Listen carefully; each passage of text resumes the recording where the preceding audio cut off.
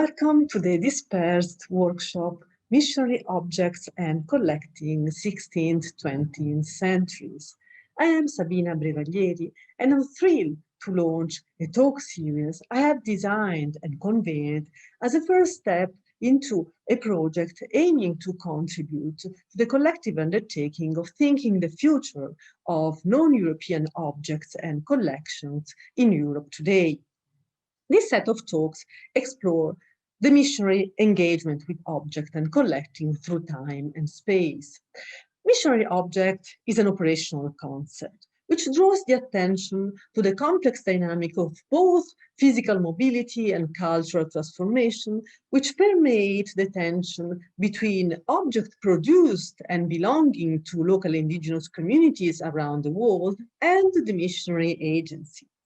The complex entanglement between missionary object and collecting and the competitive and conflictual colonial spaces is a major issue for this work. Indeed, colonial logics, asymmetrical power relations, and jurisdictional competition can hardly be separated from missionary action.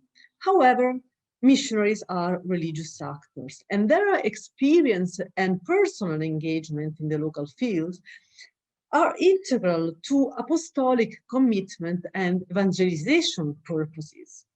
Religion emerges as substantial driving force in shaping a complex meaning of missionary objects, as well as in continuously reconfiguring them and their context. This series engages with missionary practices of object attention, selection, accumulation, and monopolization. Creative practices of resistance, keeping alive the indigenous worship, have been addressed, as well as anti-idolatry campaigns aimed at the physical material destruction or epistemic aggression of the sacred matter. Such violent actions generated complex forms of missionary knowledge on indigenous objects, which mediated their agency into the colonial archives and museums. Missionary travels and circulation across the world triggered complex perception and reception dynamics. Display and exposition create new publics. Competing patrimonialization processes underpin the current question of object preservation as an entangled right the objects embodies. The talks investigate South and Mesoamerica, Philippines, China, Ethiopia, the Congo, as well as Italy and Rome. The series provide the possibility to compare different forms and situations of missionary engagement by focusing on Franciscans, Dominicans, Jesuit and Capuchins, as well as Xaverians. The talks argues for a long-lasting missionary attention to objects and engagement with collecting practices. Still existing objects today preserved in European museums are being addressed as material evidence of discontinuous and often invisible dynamics of both eradication and sedimentation, which reconfigure their meanings, uses, and values through time. Therefore, talks trace back to the 16th centuries and early modern times, aiming to unravel object histories and meaning well beyond the culture of curiosity. Within this framework, the 19th and 20th centuries missionary museological thinking have been addressed, and under-investigated missionary museums imbued with ethnocentric connotation and strong colonial imagination are being explored. These exploratory series concentrate on the Catholic world to draft both an innovative research agenda and new methodological tools, which has to be expanded through comparison and entanglement with other denominations and religions.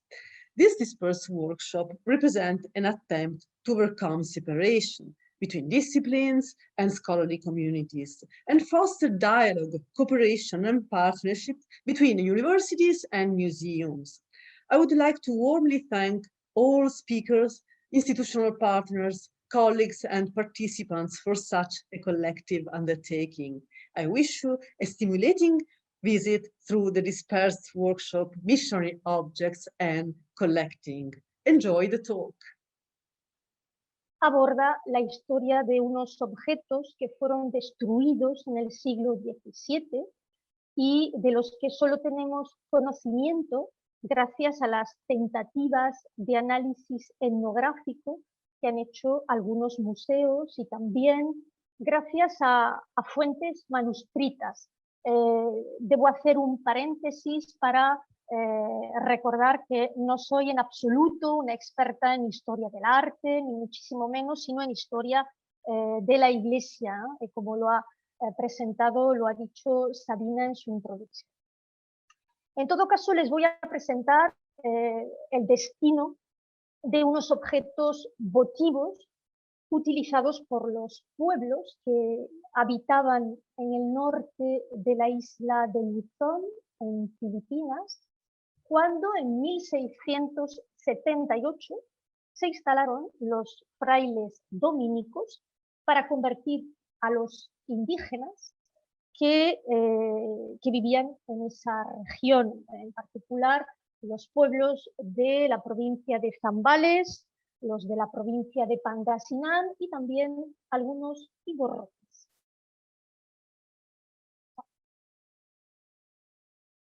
Aquí.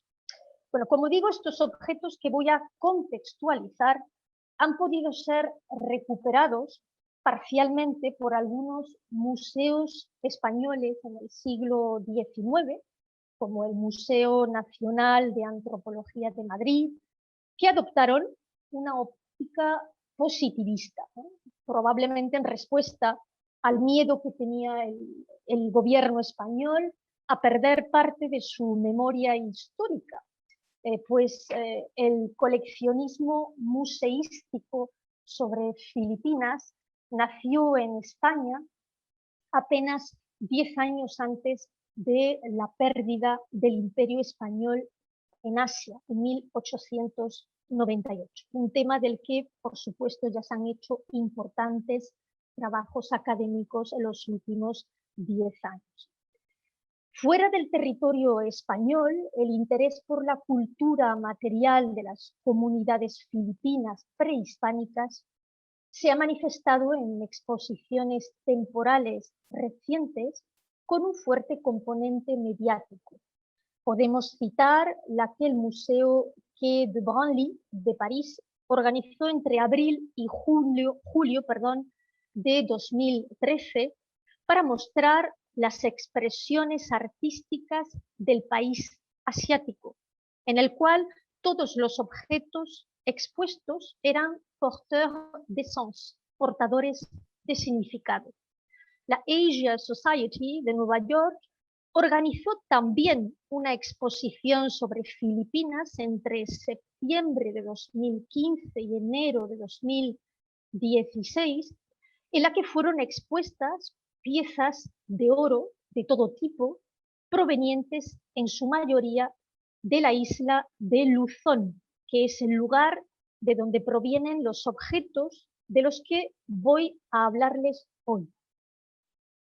Con estas propuestas museísticas, el conocimiento presente de la cultura material previa a la llegada de los españoles a Filipinas en 1565 ha ido ganando terreno, lo que se ha visto igualmente favorecido con la puesta en común de perspectivas interdisciplinarias como la que presentaré en esta intervención, partiendo del análisis de fuentes manuscritas e impresas en las que se registran los enseres de household goods utilizados por los indios de la provincia de Pangasinan, de Zambales, para celebrar sus rituales durante el último cuarto del siglo XVII.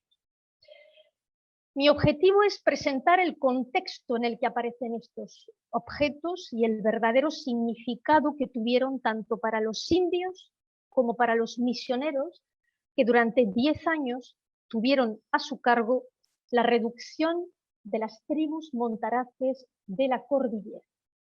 La misión de los frailes consistía en romper las redes de sociabilidad indígena que se habían creado con la circulación de aquellos objetos empleados para la adoración de los anitos, que eran los espíritus del pasado, encarnados en plantas, animales o cosas. La estrategia se ajustaba perfectamente al proyecto misional español en el archipiélago, pero podemos afirmar que se reforzó tras el destierro a Pangasinán, provincia al norte de Luzón, al que fue condenado el arzobispo Fray Felipe Pardo, del 31 de marzo del año 1683 hasta el 16 de noviembre del año 84. El prelado aprovechó entonces su exilio para movilizar a los misioneros de su orden y encontrar pruebas materiales de esa idolatría que frenaba el progreso de la evangelización española en el Pacífico. Las pruebas materiales iban a demostrar tanto al gobernador Gabriel de Curucelaegui como al rey de España, a Carlos II, que su autoridad en la sede de Manila era insustituible. Curiosamente, esos artilugios usados en los sacrificios y destruidos por los dominicos aparecieron 200 años más tarde en las Filipinas, una exposición filipina que se organizó en Madrid en 1887. Los objetos que hoy voy a presentar se convierten pues en protagonistas de una historia de violencia colonial orquestada por la provincia del Santísimo Rosario de Filipinas, que es la provincia de los dominicos.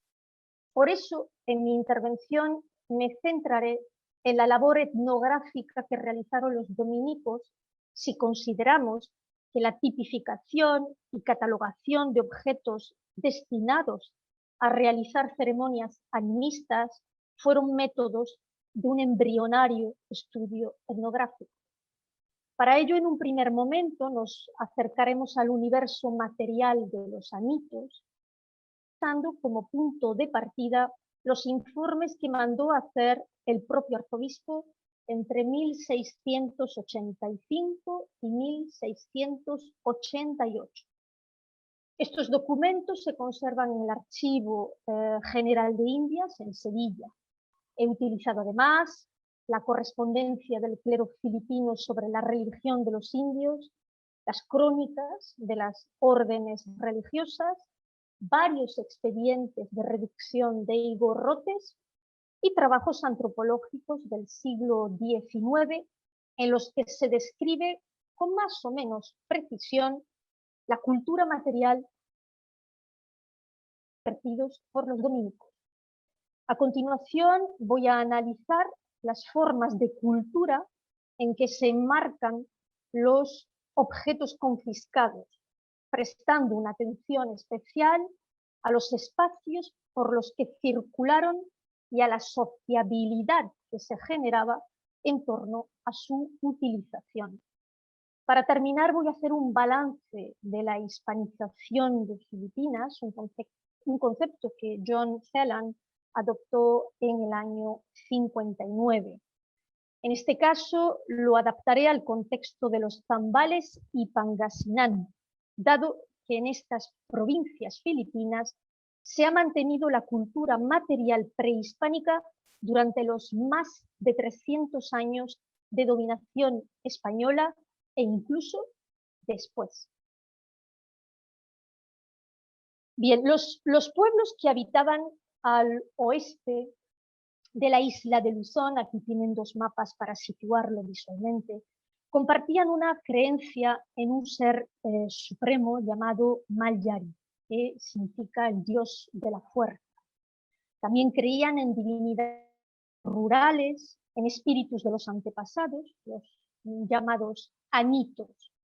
Estos anitos comunicaban con los hombres para favorecerles o provocarles una desgracia.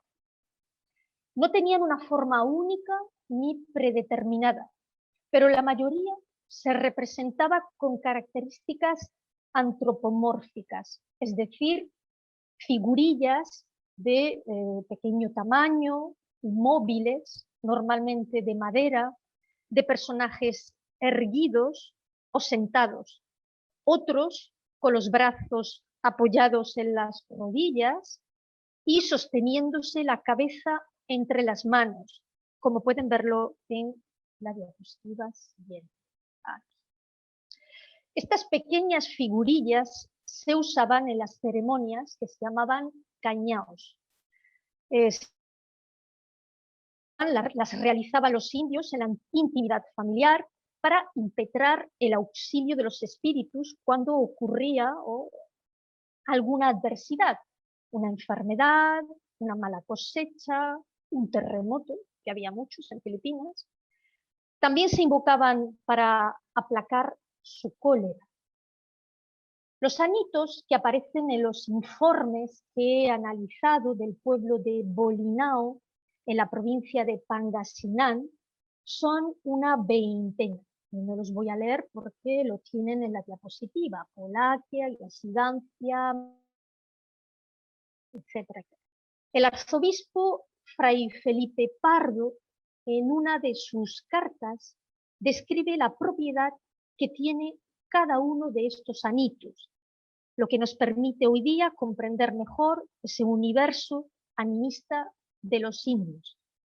Dice el arzobispo: uno dice que causa dolor y mal en todo el cuerpo, como es Apolaki.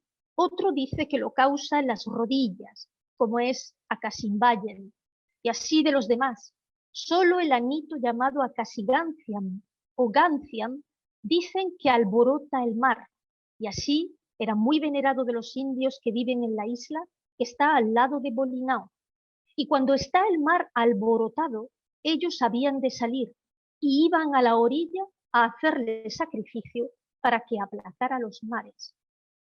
Como vemos, estas pequeñas estatuas antropomórficas tenían poderes sobrenaturales gracias a la intervención de los mediadores entre el mundo de los vivos y el de los espíritus.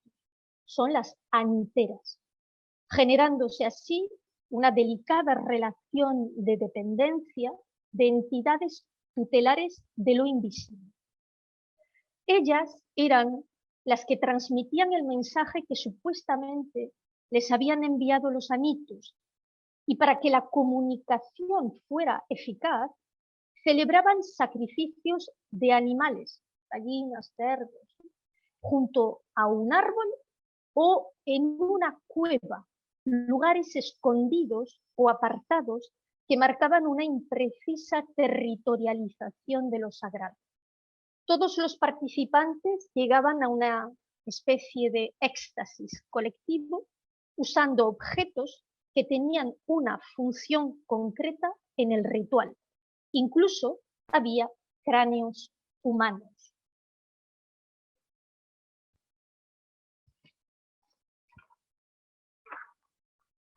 Bien. Esta era la función principal de esas pequeñas figuras de madera que se usaban en los rituales. Pero no eran los únicos objetos que destruyeron los dominicos. Para valorar en su justa medida el trabajo realizado por los frailes en la región de Zambales y Pangasinan, a partir de 1685, debemos situar nuestra reflexión varios años antes, en 1678. El 21 de septiembre de aquel año fue nombrado como gobernador de las Indias don Juan de Vargas. Y lo primero que hizo el gobernador fue adoptar medidas para reducir a las tribus nómadas del norte de Luzón. Para que su propósito tuviese éxito, entregó la administración a los dominicos. La ayuda de 5 soldados y algunos indios pampangos, ya convertidos, hicieron posible el primer intento, repito, de reducción de los indios. A partir de entonces, los frailes de Santo Domingo iniciaron un lento programa de evangelización que se extendió por el norte de la isla de Luzón. Era una carta que escribió el arzobispo al rey de España, Carlos II, el 3 de junio de 1686, se presenta una situación alarmante de esta isla gracias a la información recibida por otro misionero llamado Fray Juan Ibáñez, que había misionado en el pueblo de Bolinao y sus doctrinas anejas. Allí los frailes recogieron instrumentos de culto a los anitos.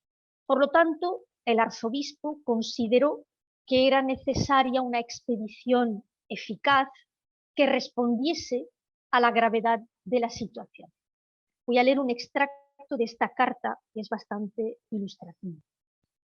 Esta tierra está infecta de mucha idolatría y los más de los ministros, por malicia y parte por flojedad y omisión, la destruyen en lo espiritual más que otros la edifican, porque aun asentando como asiento que en todos los estados de clérigos y religiosos hay uno u otro sujeto que edifica, pero son poquísimos los celosos y por eso arde todo en fuego de idolatrías. Puesto que el fuego de la idolatría se había expandido por toda la región, a fuego debían acabar los idólatras.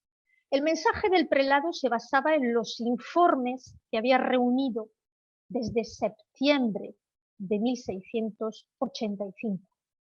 Estos informes estaban prácticamente redactados en lengua bolinao, de modo que el prelado solicitó que Fray José Vila, un vicario de la provincia de Zambales, el vicario, se encargase de la traducción. Para este trabajo fueron nombrados el capitán mestizo de infantería, Andrés de la Cruz, y don Bernardo Bando, cabeza de barangay de dicho pueblo. Como ustedes pueden imaginar, el nombramiento de estos indios convertidos introducía una fractura intracomunitaria al entenderse que la asociación de los jefes nativos con los españoles suponía una traición a la identidad colectiva. La lista que establecieron estos intérpretes facilitó no solo el trabajo de los dominicos, sino también el de los investigadores de hoy, pues no existe ningún diccionario bilingüe bolinao español, aunque en 1601 un agustino elaboró el diccionario del alfabeto bolinao, que se parece a lo que ven en esta diapositiva. Esta lista contenía el nombre de las únicas piezas que se confiscaron. También se hizo otra nómina de objetos mencionados en castellano: cíngulos de seda, jubones, madejas de algodón, paipais, abanillos, pañuelos, petacas, sayos. Aquí tienen una imagen un poco, bueno, he intentado aclarar un poco qué significa sin traducir, utilizando solo imágenes del códice Boxer. De forma que algunos pedazos de oro también decoraban su cuerpo, y esto es lo que veremos más adelante va a interesar a los misioneros. Como indica el gráfico que ven en esta diapositiva, Fray José Vila, el vicario de Zambales, transmitió al gobernador eclesiástico del obispado una lista de 1.182 objetos, de los cuales el 98% eran cerámica, es decir, platos, escudillas, grandes, pequeñas, medianas, que se usaban como ajuar doméstico. Estas piezas, por lo general, estaban fabricadas con arcilla cocida, y eso para los misioneros carecía de un valor material, aunque es necesario precisar que a veces los visitadores señalaron en sus comentarios que eran piezas ornamentadas provenientes de China.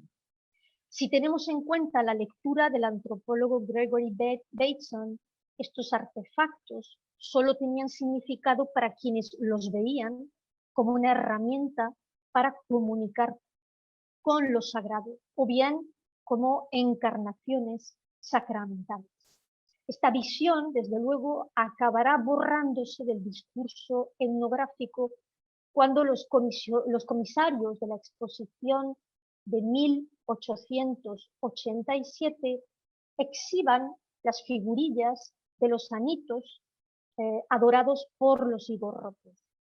Sin embargo, hasta entonces, los objetos eran portadores de fuerzas satánicas que había que neutralizar con el incentivo de los propios indios, en particular los jefes de las tribus.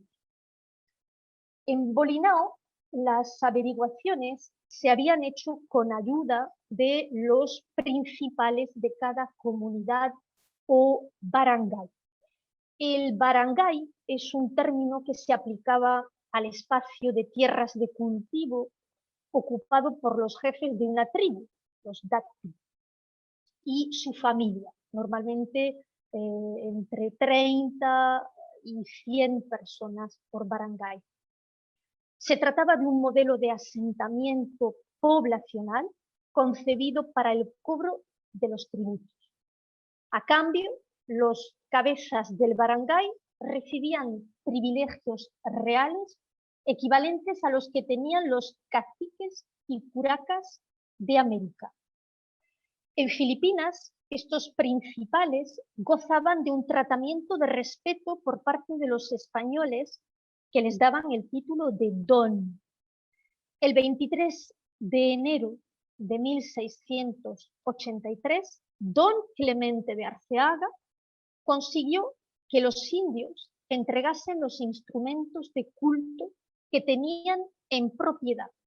En realidad, de los 67 interrogatorios que se hicieron en el barangay de don Clemente, solo 7 personas, es decir, el 10,4%, poseía toda la vajilla, plate setting, para las ceremonias. Los que entregaron los instrumentos prestados aseguraron que, cito, todos eran de loza de China, insistiendo en el valor material que tenían para ellos. En 1684, don Agustín Ferreira, don Baltasar, don Bernardo Bando, todos ellos, cabezas de barangay, hicieron lo suyo también en Bolinao. Por su parte, don Agustín Ferreira sacó una cantidad impresionante de biti, 327. Los biti eran como escudillas, bowls, para ofrecer comida o vino durante los sacrificios. En el barangay de don Baltasar, donde fueron interrogadas 69 personas, se recogieron 250 piezas. Casi todos los inculpados eran mujeres. La inmensa mayoría, el 72,4%, declaró tener un solo anito, apolaki, solicitado por más de la mitad de los inculpados, el 62, más del 62%. Para este anito se utilizaban muchas piezas de loza, entre 20 y 30, para ofrecerles esencialmente comida. Además se añadían, cita el texto, 3 maman, 3 panguinguipoan, un pamarran, una grande para poner el vino, 4 piatangan, un cabat, etcétera, etcétera. En el barangay de don Bernardo Bando, el 32% de las personas interrogadas tenía 2 anitos y el 56% decía que rendía solo culto a Apolaki. Los objetos que incautaron fueron solamente una quincena de platos y escudillas. Era la tercera investigación y para entonces casi nadie tenía ya conocimiento de los instrumentos de culto, como si todo hubiese desaparecido en la naturaleza. El número de piezas incautadas es bastante inferior en relación con las del barangay de don Clemente de Arceaga y de don Baltasar. Esto puede indicar que las mujeres inculpadas sabían ya del destino que iban a correr aquellos objetos a la vez domésticos y cultuales. En este sentido, la pregunta sería, ¿hay que hablar de miedo colectivo a la autoridad inquisitorial del arzobispo? ¿O más bien de preocupación por la destrucción de esa cultura de lo necesario, que es la que tenían los indios? Nos referimos a una cultura donde cada objeto era único, nada existía en grandes cantidades y la reproducción de cada uno de estos objetos suponía un esfuerzo comunitario demasiado importante. En total, 144 indios fueron interrogados por los frailes, siguiendo una dinámica inquisitorial similar a la de Nueva España durante el periodo de la conquista, entre 1521 y 45. Al igual que ocurría en otros tribunales de la monarquía hispánica, la delación fue la principal estrategia que se empleó. Otro método para incitar a la delación era el recurso a los sermones. Con sus prédicas, los religiosos intentaban alertar de los peligros del animismo y anunciaban las penas del infierno a quienes persistiesen en el error. Fray José Solís se dedicó a predicar diariamente durante los primeros 6 meses de su llegada a Bolinao, cito, hasta que el Señor quiso que los chiquillos comenzasen a hablar y explicarnos lo que habían visto hacer a sus madres y abuelas. Estos informes del barangay que he podido estudiar demostraban que existía una importante dinámica religiosa que escapaba al control eclesiástico y que la domesticidad de los instrumentos disimulaba la solemnidad de las ceremonias de los indios. Eran objetos que pertenecían a la esfera privada a la que todavía no tenía acceso total la Iglesia católica. En cuanto a la factura de los objetos, sabemos que eran banales, excepto, creo que salta en una diapositiva, excepto los pedazos de oro con los que los sacerdotes se decoraban el cuerpo. Su presencia en las rancherías, es decir, en los espacios reservados a los infieles, era una prueba indiscutible de que aquella región tenía minas de oro. El prelado Felipe Pardo sabía de la existencia de aquella mina, de aquellas minas, al igual que sus predecesores en la sede manilense. No obstante, la realidad que encontraron los misioneros dominicos durante sus visitas fue más que decepcionante. El uso del oro era menos ostentatorio que el que hacían los indios en México y Perú. Pero los dominicos, misioneros de Zambales y Pangasinán, observaron que el oro formaba parte del ajuar personal de los indios. El cronista dominico Diego de Aduarte lo mencionaba al relatar el sacrificio al ídolo Malyari.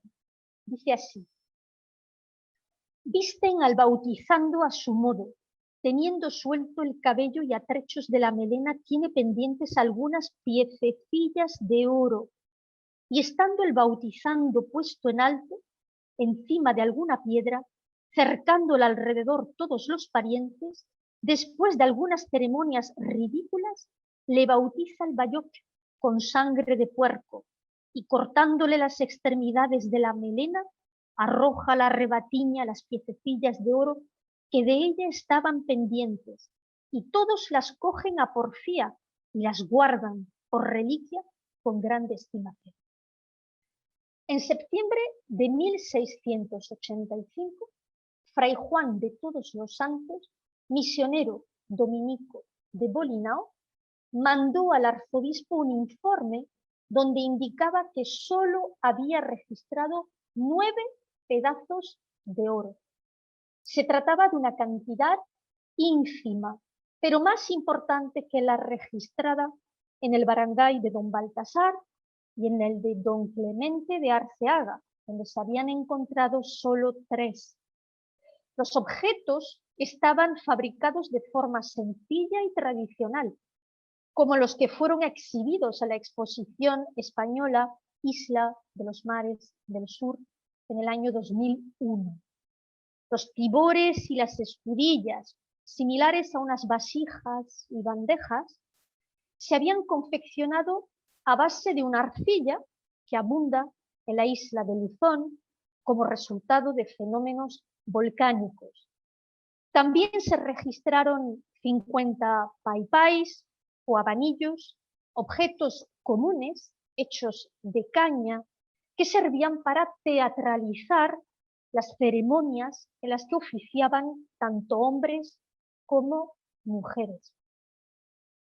Aunque el paipai era un artículo muy conocido en América y Europa desde 1572, los requisados a los 46 interrogados por Fray Juan tenían la particularidad de encender el fuego de los sacrificios.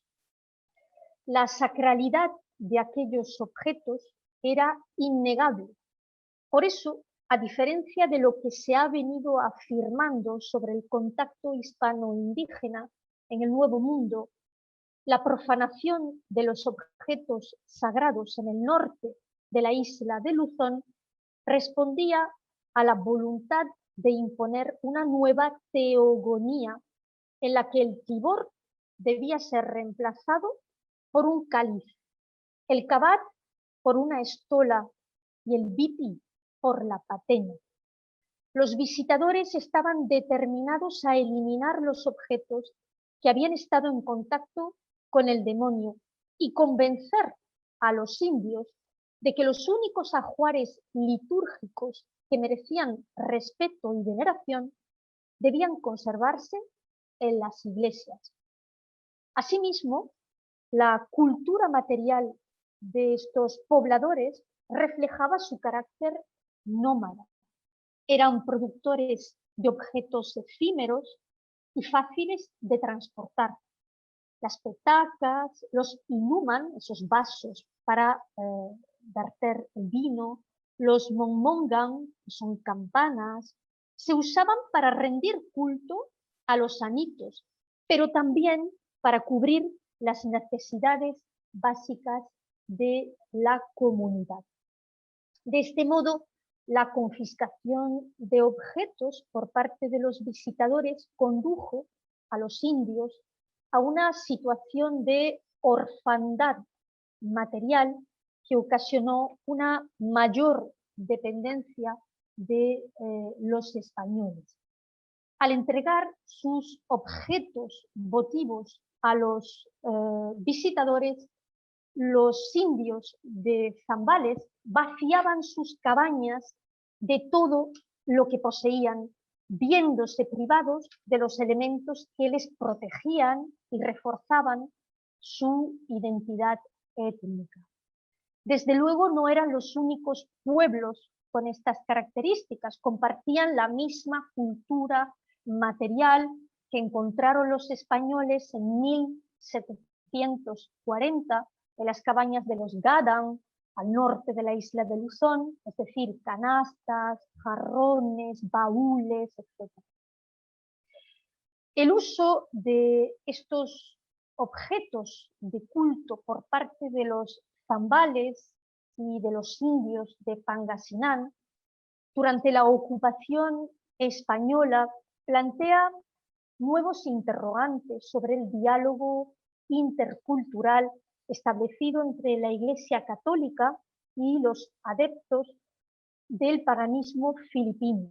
Si realmente afirmamos que hubo un diálogo o una dialógica reciprocidad en la confrontación de los modelos sociales. De entrada, es innegable la influencia que ejerció la cultura material de aquellos pueblos en el imaginario catequético y el modo en que los misioneros intentaron establecer nuevas formas de sociabilidad religiosa bajo el denso sustrato del paganismo. Con todo, poco o casi nada es lo que sabemos actualmente sobre el ajuar ritual de estos indios en el siglo XVII. Pues básicamente las primeras referencias a este tema fueron descritas por Fray Buenaventura Campa, otro dominico, al tratar de los mayoyaos, tribus que vivían en la provincia de Ifugao, también al norte de Luzón. Los autos que reunió Fray Felipe Pardo en 1686 nos informan del modo en que los dominicos veían en los objetos de idolatría los soportes canalizadores de una creencia colectiva que se materializaba en la celebración de ceremonias paganas incompatibles con las que fijaba el ciclo litúrgico de la Iglesia Católica. Esta realidad excluía a los indios de la nueva sociabilidad religiosa del poder colonial. En la teología dominicana, el conocimiento de la doctrina católica era la única forma que tenían los infieles de salir de las tinieblas y convertirse en seres sociables y racionales.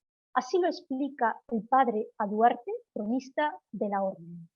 Cito: hallamos estos indios tan miserables y olvidados del ser de hombres que nos ha parecido enseñarles primero a ser racionales para después enseñarles a ser cristianos. Verdaderamente que la fe de Cristo ha de suponer la racionalidad, y el ministro que halla a estos desnuda sus carnes, sin política ni justicia, metidos en los montes como familias de diversas especies de fieras, sin amor al trato y a la sociabilidad, hará bien en aplicar su estudio primero a virtudes morales y seguramente entren después en la política de gracia.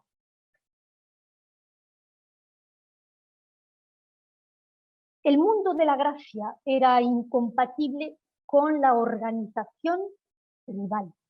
La presencia de los dominicos en las misiones del norte de Luzón a partir de 1679 modificó de forma considerable el entramado social de los indios que aceptaron renunciar al nomadismo como forma de vida. En la región de Pangasinán, el padre José Vila aconseja a los españoles que sometan a los cimarrones que amenazaban a los indios sedentarizados. Pero pese a sus consejos, los españoles siguieron ignorando la organización social de los pueblos de la cordillera de Luzón. Me refiero a las zonas de Bontoc, Cadán, Ifugao, Calinga, Quiangan, etcétera, etcétera. Los zambales fueron catalogados como salvajes, una imagen que se reforzó cuando se supo del martirio de Fray Domingo Pérez en 1683, uno de los principales perseguidores de la idolatría. Hubo que esperar hasta principios del siglo XIX para conocer algo más de la dimensión social de estas sociedades reacias a la conversión. Pero aún así, seguían siendo considerados refractarios a la civilización, como podemos comprobarlo en las fotos que se hicieron para la exposición de 1887, cazando, viviendo al aire libre en los montes, con taparrabos, etcétera. En los documentos manuscritos que he analizado se menciona la existencia de aniteros mayores y aniteros menores, es decir, los ricos y los pobres, que comunican con el mundo de los espíritus. Por lo tanto, gozan de un tratamiento preferencial dentro de las comunidades indígenas. Estos aniteros, que los textos se llaman Kalimlin, Kalinop o Mamacuy, eran los ricos del pueblo de Bolinao. En realidad, esta realidad también aparece en los comentarios, en las observaciones del padre Vila en su informe, al anotar que algunas aniteras ricas y conocidas se negaban a convidar a los espíritus, es decir, a hacer maganitos, si no disponían del ajuar correspondiente. El padre Vila dice así: entre todas las aniteras había 5 más célebres, porque las llamaban redentoras, y otras que también eran célebres, aunque no las tenían por redentoras. Y entre los muchos maganitos que hacían algunos, no podían hacer sin collares de oro, sin penachos o turbantes de oro, alcusas, incensarios, abanicos, vasinillas, tambores o campanillas de oro. Y tenían un tibor en que si echaban agua, decían que se había de hundir la tierra y acabar el mundo. Cada anitero mayor era propietario de una serie de objetos cultuales. El anitero Agustín Kalinov, por ejemplo, es mencionado en los informes del barangay por su activo protagonismo como incitador al paganismo. Después de entregar sus objetos personales a los frailes dominicos, el anitero murió en el convento de Bolinao, donde estaba preso. Supuestamente solo tenía 24 paipais y un paño, pero los religiosos en realidad no quisieron creerle, sabiendo de su condición social dentro de la comunidad. Su presencia como testigo en 47 interrogatorios venía a confirmar la sospecha que tenían los visitadores. El anitero no podía ser sincero, ya que circulaban demasiados objetos entre los miembros de la comunidad como para creer que todo lo que poseía el anciano estaba ya en manos de la Iglesia. El tráfico constante de objetos pone de manifiesto la confianza que unía a los miembros de la comunidad a la hora de prestar el material necesario para invitar a los amitos, pero también el miedo que tenían los indios a concentrar esos objetos en una sola familia, como si el hecho de compartirlos garantizase un reparto equitativo de obligaciones con el más allá. Asimismo, las hijas recibían los objetos de sus madres o de sus suegras a modo de dote. Tampoco se hacía un uso especial de los mismos en función de quién oficiase la ceremonia. Al final, la existencia de una superstición compartida a través de estos instrumentos votivos reforzaba los lazos de una solidaridad chamánica que los misioneros no podían tolerar si querían llevar a cabo su programa de evangelización.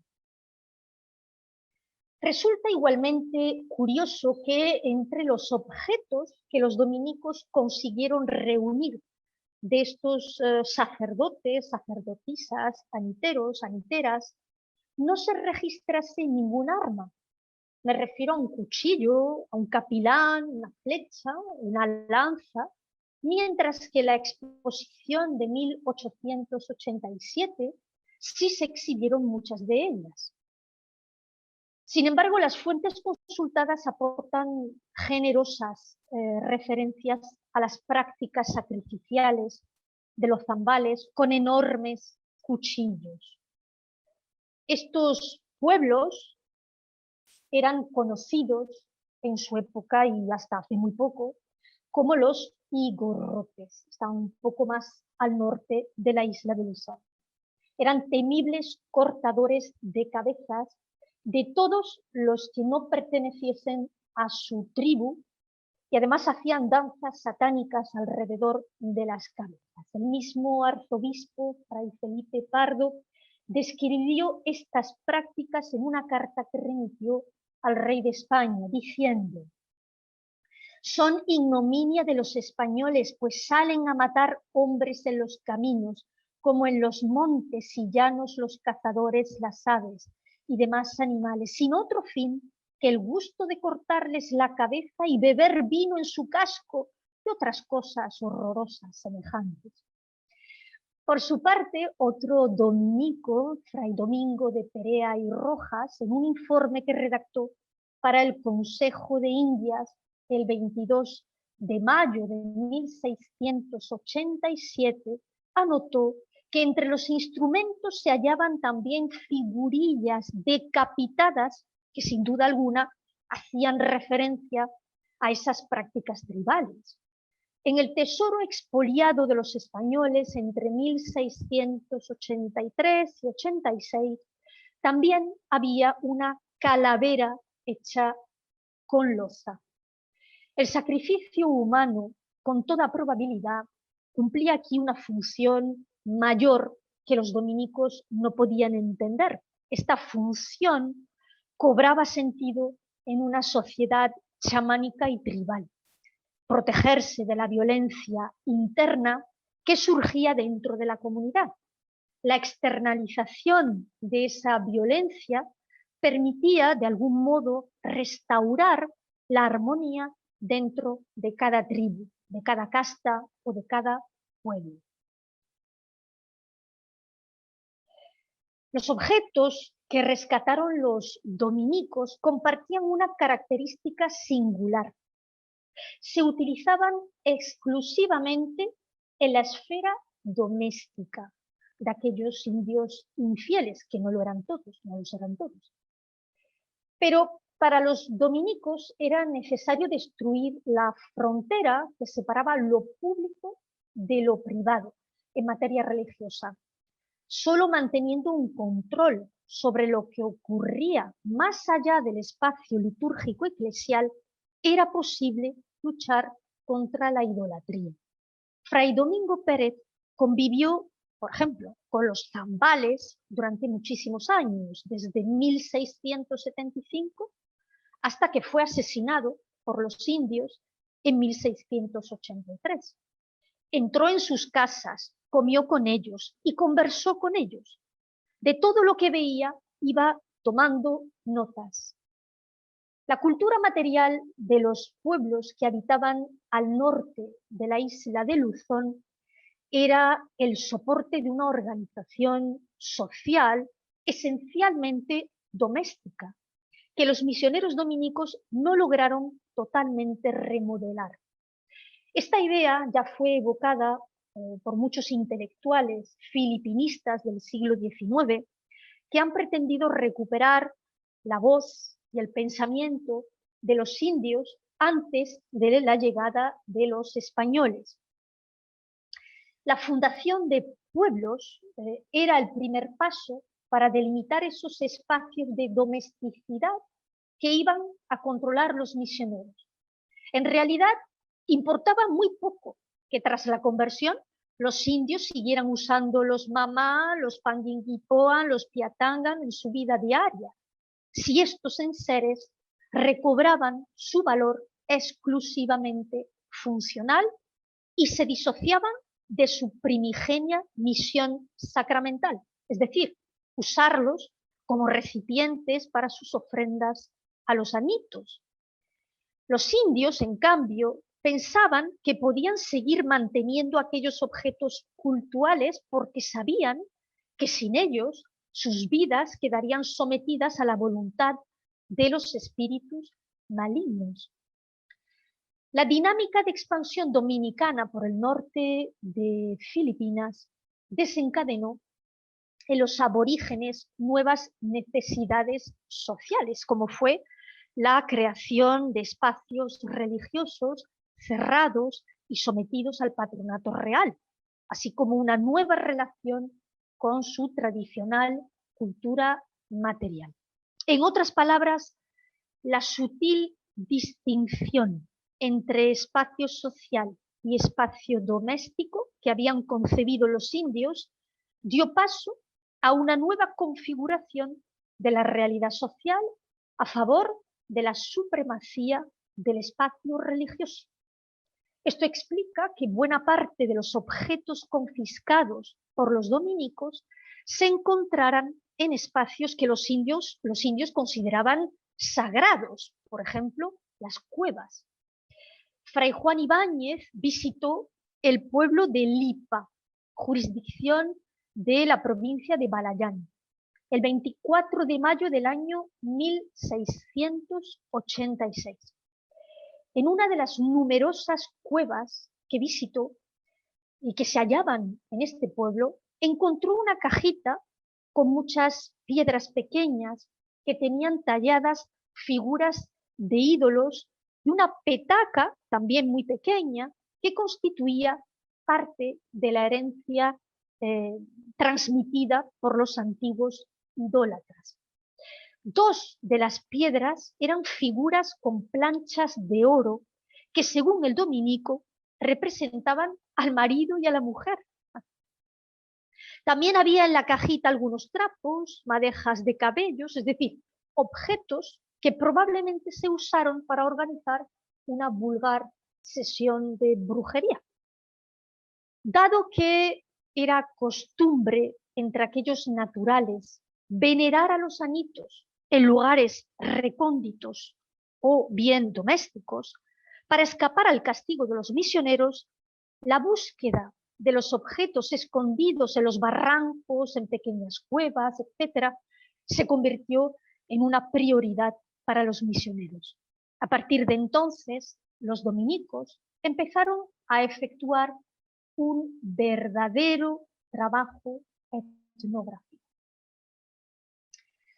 La omnipresencia del clero en los asentamientos del norte de Luzón y a la vez su vigilancia constante sobre las prácticas paganas se convirtieron en el objetivo de esa hispanización filipina de la que tanto se ha hablado en la historiografía de los últimos 50 años, desde que apareció la obra de Phelan en el año 59. Yo diría incluso que ya ha sido más que revisitado.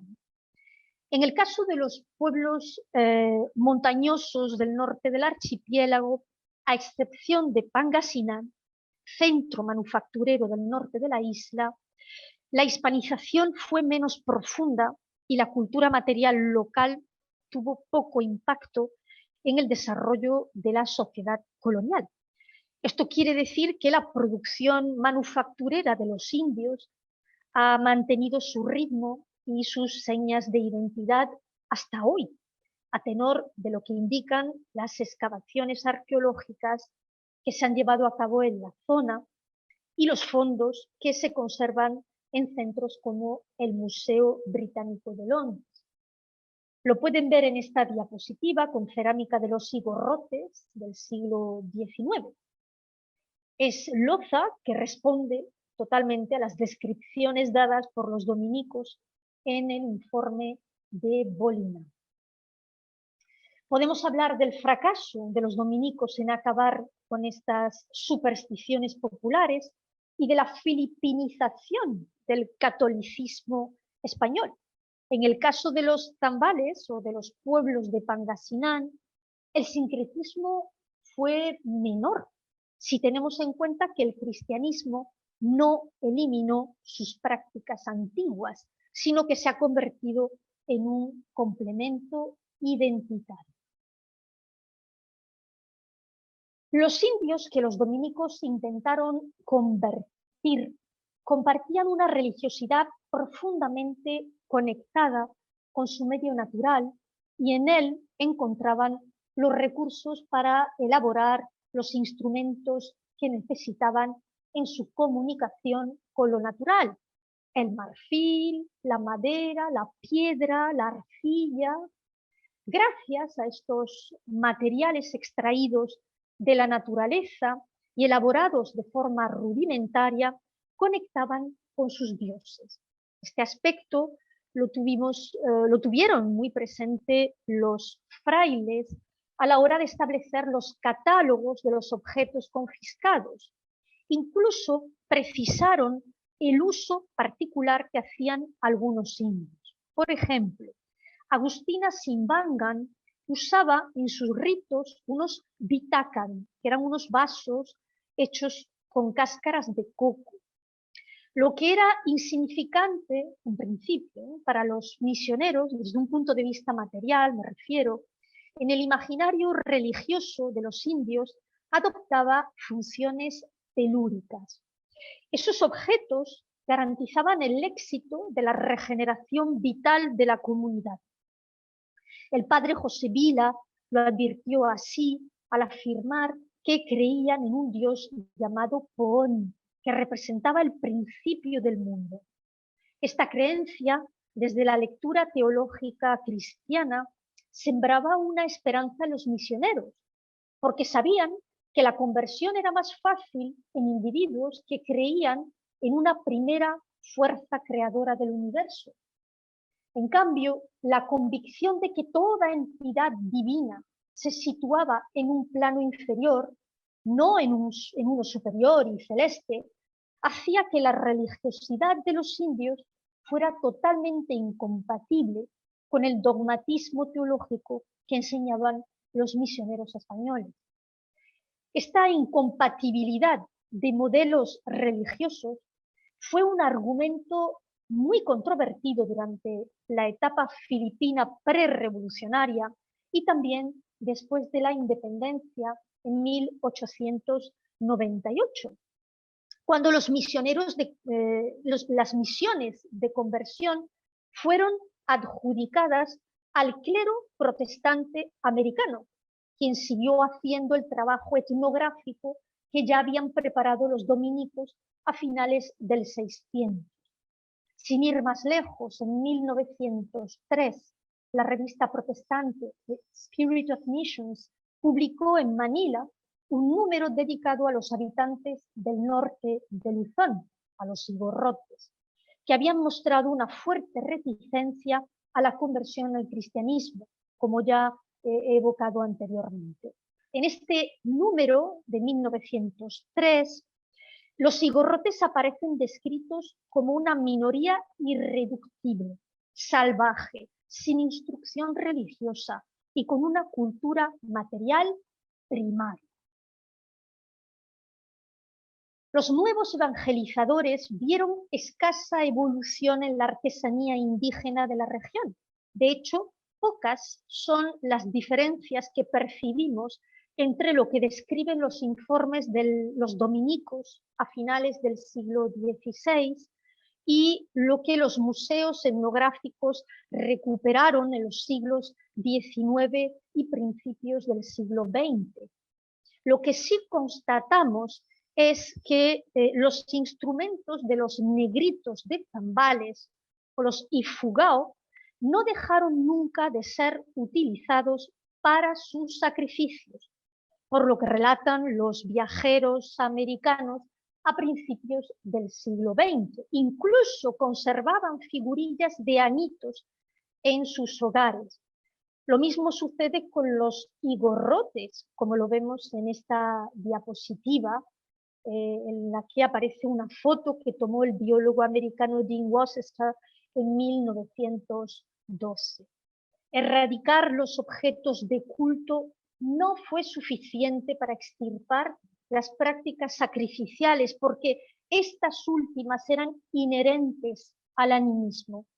El estallido de la crisis de fin de siglo cambió ese contacto que los españoles habían mantenido con estos pueblos durante más de 3 siglos.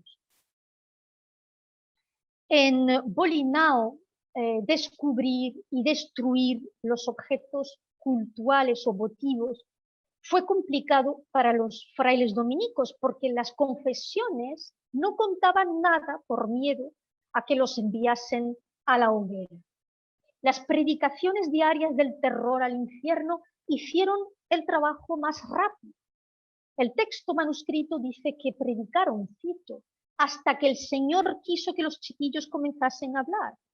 La delación de los más jóvenes, la prisión, etcétera, todo esto empezó a funcionar mejor gracias a la predicación.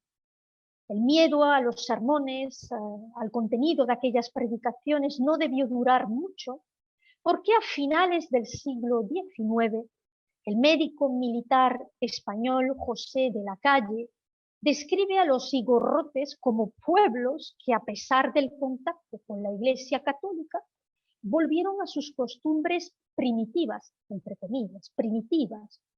Entre ellas destaca la creencia en los anitos, cuyas figurillas seguían ocupando un lugar en sus habitaciones, en sus cabañas. Manteniendo esta imagen de pueblos primitivos, la exposición sobre Filipinas que se organizó en el Parque del Retiro de Madrid en 1887 mostró al público los objetos que aquellos igorrotes traían consigo. Algunos pueden verlo en esta diapositiva, aunque la foto es pequeña, donde aparece un grupo de igorrotes con su jefe, Ismael Alzate, que curiosamente fue asesinado por los mismos de la foto cuando volvió a Filipinas. Parte de los artefactos quedaron almacenados en el Museo Biblioteca de Ultramar. Hoy conocemos la lista de esos objetos gracias a un catálogo manuscrito fechado el 5 de marzo de 1887, que se conserva en la Newberry Library de la Universidad de Chicago. Fuera de las referencias manuscritas que se hicieron para los museos etnográficos en el siglo XIX, lo cierto es que sabemos muy poco sobre la cultura material de los habitantes del norte de Luzón. Lo que sí sabemos es que los comerciantes, soldados, funcionarios, religiosos solían traer a España o enviar a España objetos suntuarios, pero no existía un interés particular por la artesanía de los zambales o de los igorrotes. El interés de los curiosos se centraba en los cráneos, una moda europea que se había instalado en el campo de la historia natural en el siglo XIX. En la exposición madrileña de 1887 se mostraron algunos de ellos. Los cráneos provenían del Museo Fernández de Manila, probablemente, dicen algunos expertos, enviados por algún funcionario provincial o por algún párroco, algún cura ilustrado, como fue el cura de San Marcelino, en la provincia de los Zambales. Estos clérigos, aunque no tuvieron una participación directa en la organización de la exposición, sí que hicieron envíos a España cuando consideraban que podían ser útiles para la ciencia. De este modo, mostraban un renovado interés etnográfico sobre la realidad social y cultural de Filipinas. Anteriormente al siglo XIX, por dar una especie de panorama general, ninguno de los objetos destruidos por los misioneros retuvo el interés de coleccionistas particulares. Los responsables del Real Gabinete de Historia Natural, que se fundó en Madrid en 1752, a cargo del rey Fernando VI, fueron los primeros en reunir objetos provenientes del archipiélago, aunque se centraron en plantas, minerales, animales.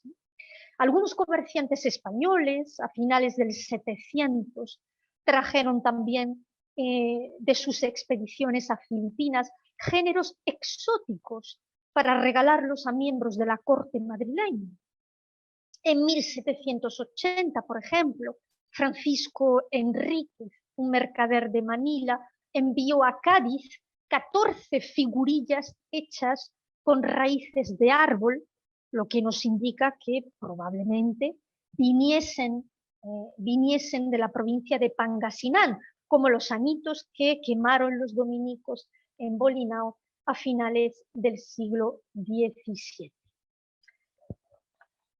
Bien, podemos decir, para ir terminando, que realizar un estudio sobre la cultura material religiosa de los pueblos que habitaban el norte de Filipinas, la isla de Luzón, en el siglo XVII, a partir de objetos conservados en colecciones privadas, en museos nacionales, es particularmente difícil por varios motivos.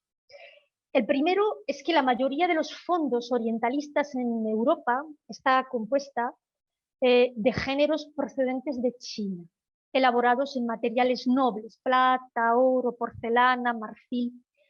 El segundo es que los artefactos empleados por estos pueblos filipinos que he mencionado fueron sistemáticamente destruidos por los misioneros.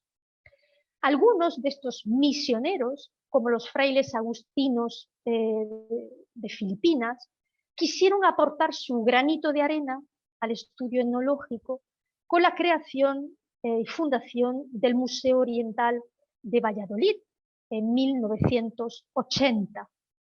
Estos frailes habían administrado las doctrinas de Zambales durante casi 2 siglos y por lo tanto conocían bien la cultura material local, así como la de otros indios de la isla de Luzón. En el museo hay secciones consagradas a las religiones primitivas, las artes de guerra, la vivienda, la alimentación de los grupos tribales. También conservan pequeñas figuras antropomórficas que representan el alma de los antepasados, es decir, los mitos. Tienen abalorios, brazaletes, piezas de cerámica. Los informes que he presentado del arzobispo Fray Felipe Pardo, fechados entre 1685 y 86, nos permiten reconstituir ese universo material original de los indios de Bolinao en su dimensión religiosa. En cambio, para valorar el significado de estos objetos, he intentado explicar pues, las principales motivaciones de los dominicos para reducir el paganismo insular, las características de la religiosidad local, la naturaleza de los objetos, su función de agregación de las comunidades precristianas. En suma, he querido proponer con el caso de los indios de Bolinao y de otras zonas del norte de Luzón una reflexión sobre la violencia contra los objetos identitarios de los indios. Se trata de una forma de control que surge de la empresa colonial española en el Pacífico y que desaparece bajo el criterio cientifista de las exposiciones etnográficas de los siglos XIX y XX. Quizás el balance de la hispanización filipina no se haya realizado hasta hoy en su justa medida.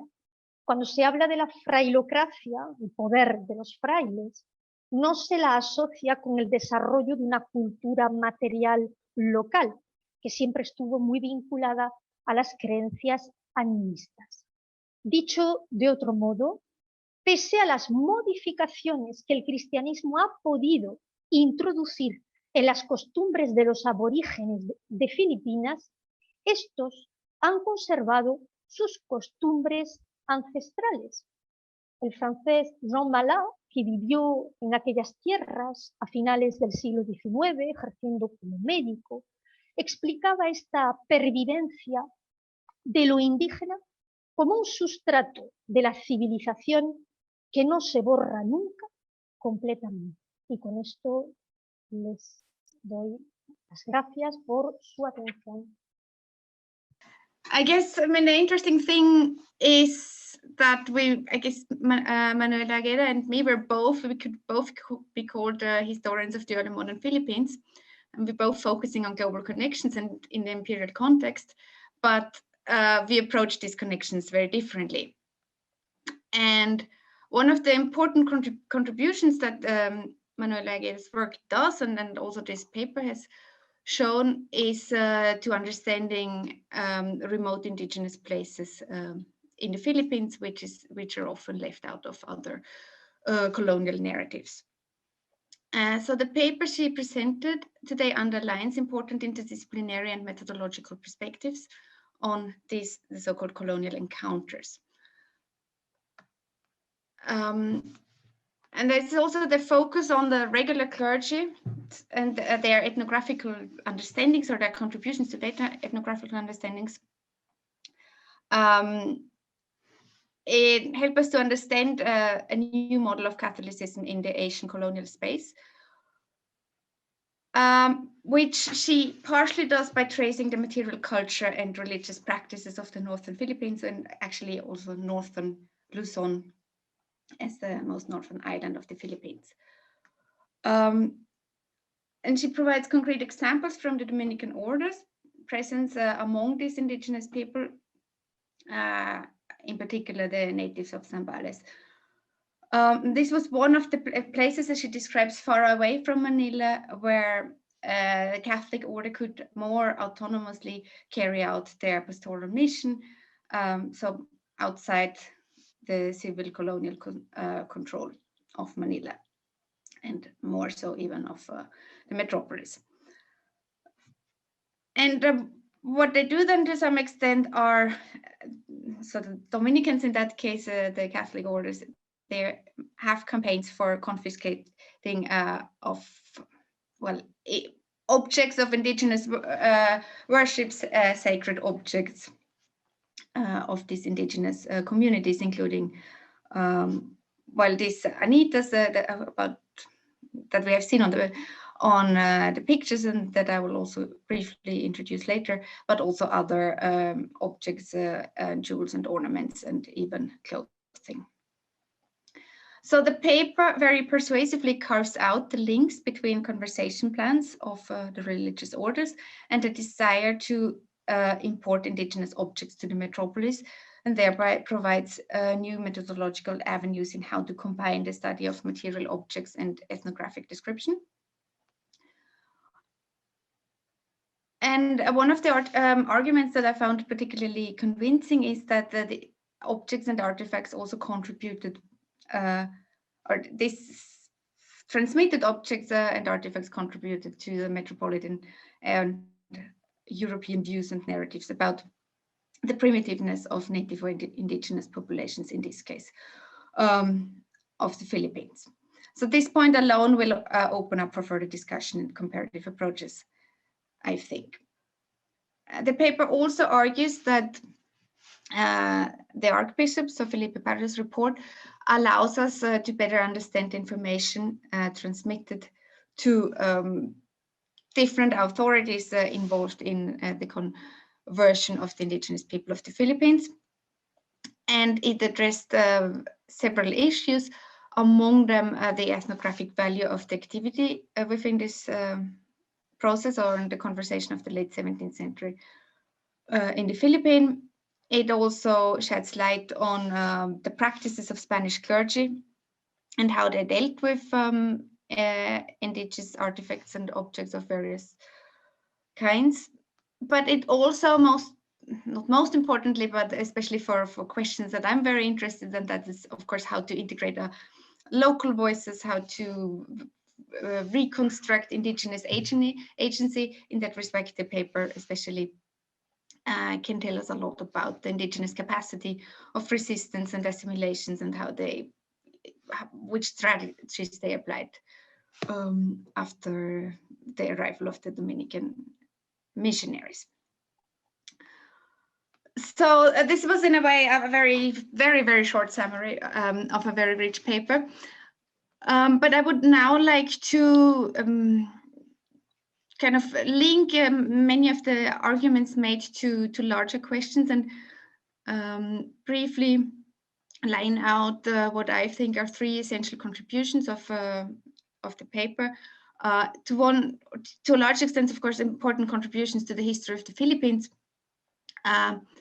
But we should probably rather think contributions to the broader field of history and many historical subdisciplines through a close study of the northern Philippines in the late 17th century. So methodologically, it is an intervention in missionary history, obviously. What is very important, I think, and key is this interdisciplinary, and for once really seriously taken interdisciplinary take, which includes history and ethnography, but also the focus on material culture and missionary studies. In this respect, one could see this work as a study that complements the work done by, for instance, João Paulo Bies on ethnography and cultural translation in Asia, and especially in Hispanic Southeast Asia, we could call it. So the approach of the paper also informs our understanding of local and specific proselytizing approaches, and contextualizes what was happening on the colonial peripheries away from the colonial metropole in Manila. So it gives us, it's very informative on what was going on in the so-called hinterland. And in addition, the work sheds light on the relationship between the 5 different Catholic orders in the Philippines, whose different mission fields and practices impacted the social, economic, and religious life. Sorry. I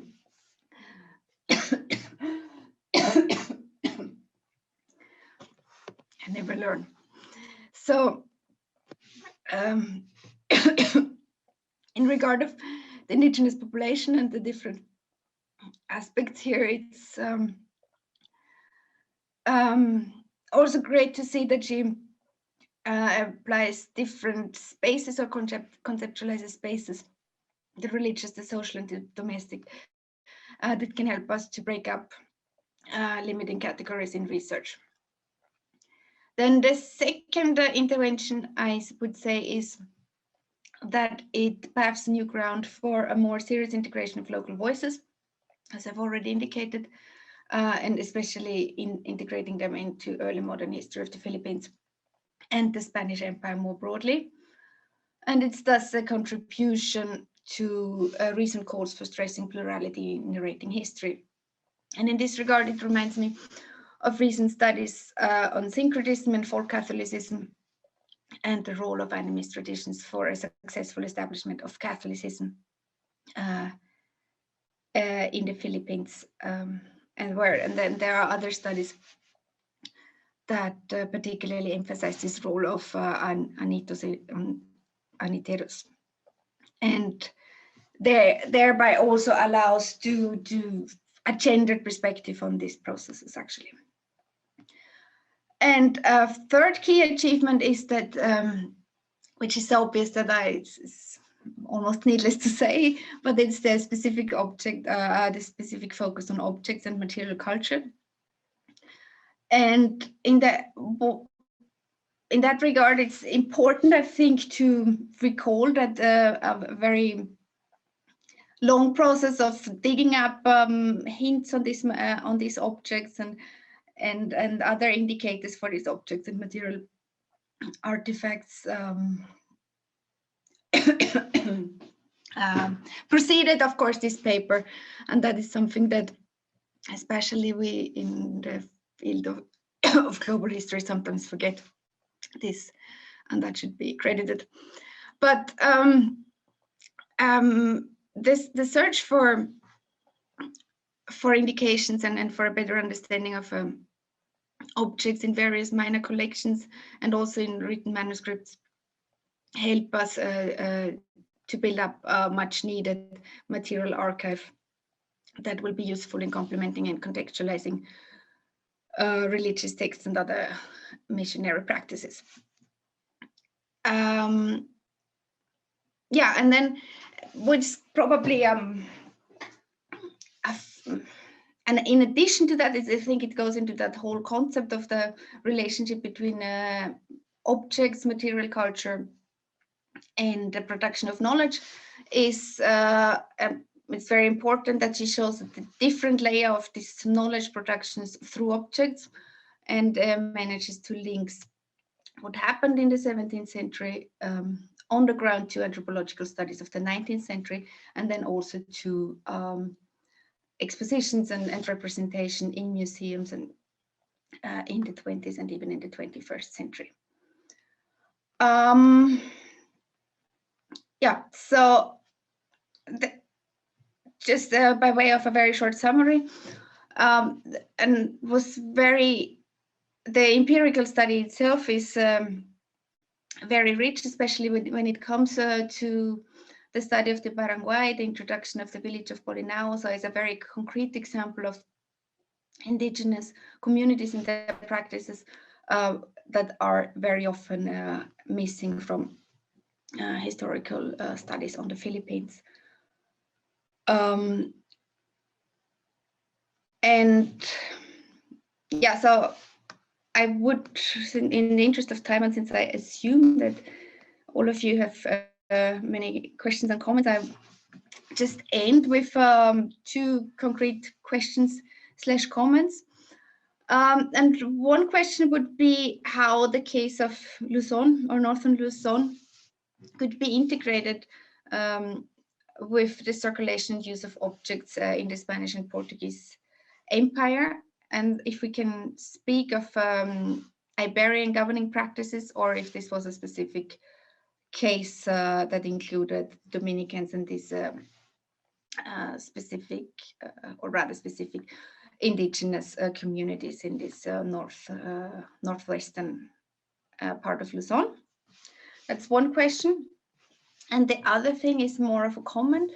That's that reading your work and also listening to your presentation, I've been, there were of course many aspects that describe the syncretism and the fact that Catholicism could not have established the way it did in the Philippines without the incorporation of animist religious practices.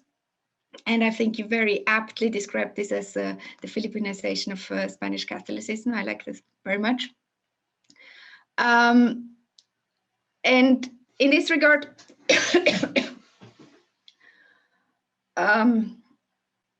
you also pointed out that the continuance of these practices, where we find in Luzon still today priests who celebrate both Christian and animist ceremonies, which is fascinating. But I was thinking if that could also be broadened to a global phenomenon of Catholic missionary attempts. I was reminded of the practice of Jesuits in Japan, for instance, who after a while stressed the importance and the role of saints, because they realized that the Japanese society was also one whose belief system was based on polytheism, and they realized that could create certain synergy effects. So that would be my idea to globally broaden out a very, very important study of a very local context. And I think I end here. Thank you.